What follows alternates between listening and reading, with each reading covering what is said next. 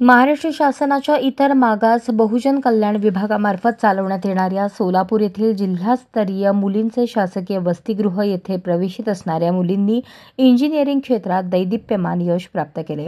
सोलापूर शहरात जिल्हास्तरीय इतर मागास बहुजन कल्याण सोलापूर या कार्यालयाकडून चालवण्यात येणाऱ्या मुलींचे शासकीय वसतिगृह येथे बीटेक या वर्गात शिकणाऱ्या मुली श्रुती राहुल पवार, अस्मिता हनुमंत हळदे या 2 मुलींनी उत्तुंग भरारी घेत यशाला गवसणी घातली आहे। कुमारी पवार आणि हळदे या दोन्ही मुली श्री सिद्धेश्वर महिला इंजिनिअरिंग महाविद्यालयात बीटेकच्या 4थ्या वर्षात शिकत असताना कॅपजेमिनी या बहुराष्ट्रीय कंपनीमध्ये त्यांची निवड झाली आहे। या कर्तृत्ववान मुलींचे सर्व स्तरातून कौतुक करण्यात येत आहे। त्यांच्या या यशाबद्दल सहाय्यक संचालक इतर मागास बहुजन कल्याण विभाग गणेश सोनटक्के, श्रीकांत आव्हाड, इतर मागास बहुजन कल्याण अधिकारी गट ब आणि शासकीय मुलींचे वसतिगृह विभागाचे कार्यासन सांभाळणारे वरिष्ठ लिपिक मोनिका हिरेमठ बनसोडे, कार्यालयातील इतर कर्मचारी, वसतिगृहाचे अधीक्षक पूनम गायकवाड, वसतिगृहातील सर्व कर्मचारी यांनी अभिनंदन केले।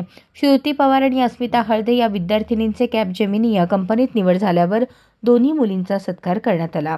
शासकीय मुलींचे वसतिगृह मिळणाऱ्या सोयी सुविधा आणि शैक्षणिक व व्यावसायिक मार्गदर्शन याबाबत श्रुती पवार आणि अस्मिता हळदे यांनी सहाय्यक संचालक इमावक सोलापूर गणेश सोनटक्के यांचे आभार व्यक्त केले।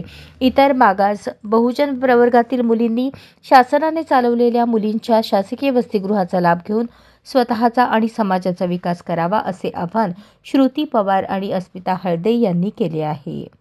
अशाच नवनवीन अपडेटसाठी जनता राज्य न्यूज चॅनलला सबस्क्राइब करा, लाईक करा आणि शेअर करायला विसरू नका।